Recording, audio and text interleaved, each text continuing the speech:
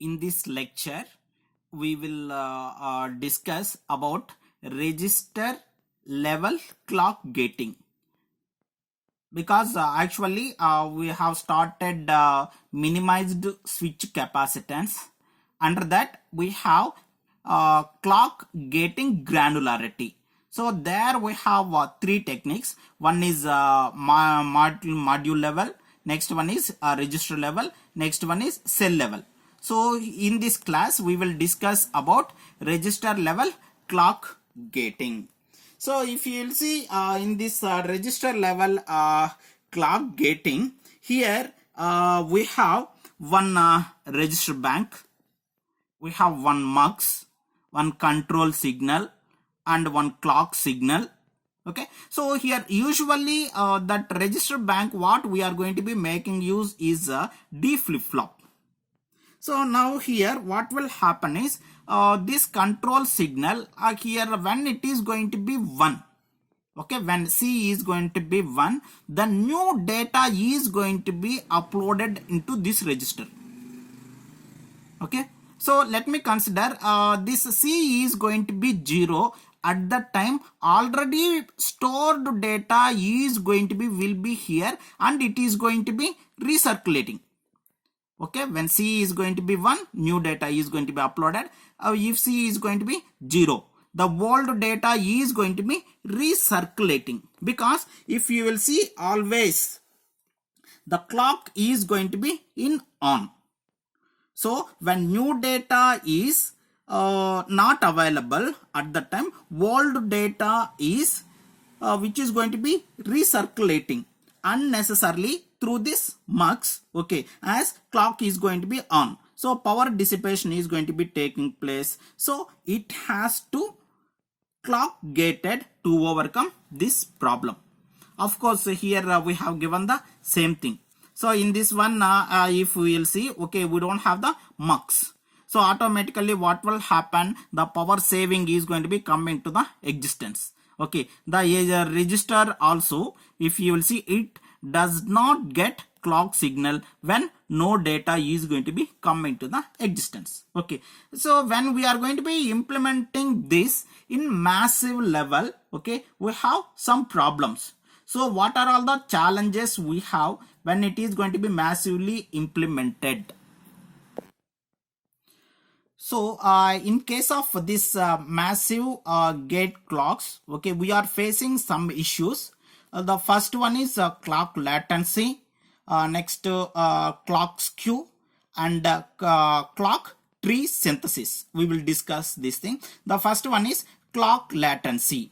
So if you see, in case of this clock latency, when a single clock gate drives large number of resistors, it may not have enough drive strength, because you know here there are a number of resistors. Okay, these and all going to be driven by making a single clock. So at the time automatically what will happen, it doesn't have the enough strength to drive that.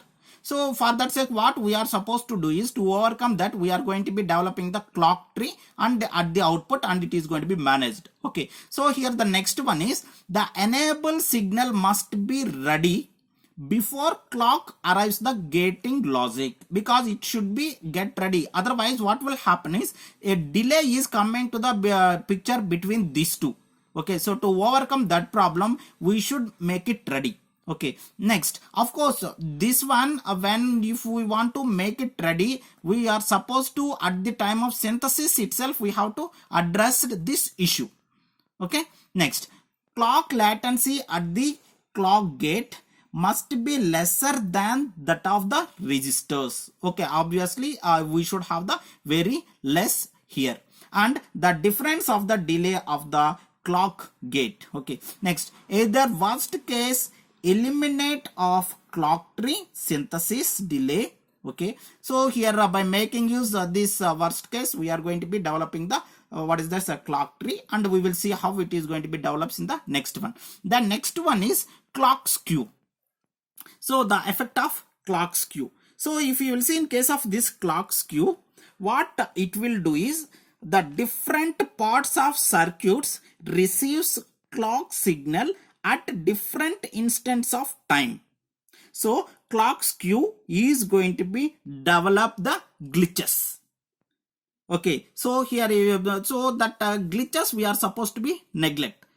Okay, so and it is going to be done by making use this clock skew process. So clock skew between latch and AND gate may lead to the glitch at the gated clock out. So we are supposed to make use here that what is that clock gating technique, and we can overcome this. Okay, now we will see how the clock tree is going to be works. Okay, clock gating in clock tree.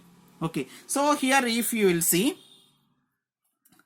this clock tree, it will concentrates the total dynamic power consumption. Means here first we don't know where we are supposed to make use this what is this block. Okay, at root level, or we are supposed to be make use at the root level or at the leaf level. Okay, the clock gating where we are supposed to keep. Okay, we will do trade off between these two. Of course, we will discuss later that. First we will see the operation. Clock will drive, because this is the clock will drive other the drives which are different, because it is only the clock which is going to be drive, so all these things. Okay, so the registers which clock is driving, there is some restrictions, because if you will see, it is going to be drives only 4, it drives only 4, it drives 4, it drives 4, so it is going to be driving only 4, 4, 4. So then I can directly tell that the fan out is going to be 4. Okay, here we have used clock gating circuit. So this is the clock gating circuit which we are going to be making use. It will enable only all the registers are going to be satisfied the condition. Okay, so all the one is going to be operated by making use only this clock gating circuit. Okay, so what will happen? It will save the power because it is only using the clocking gate. Okay, it will lead clocking skew problem, because it has to move from here to here, so automatically means all these things are waiting, means waiting to get the signal. So automatically what will happen? The delay is coming to the picture, which leads to the glitching problem. Okay, so the question is where we have to use the clock gating to overcome this problem. Okay, so now what we will do is, instead of placing the clock gating at the root level, we are going to be placing gating over here. So automatically what will happen? The glitch is going to be neglected.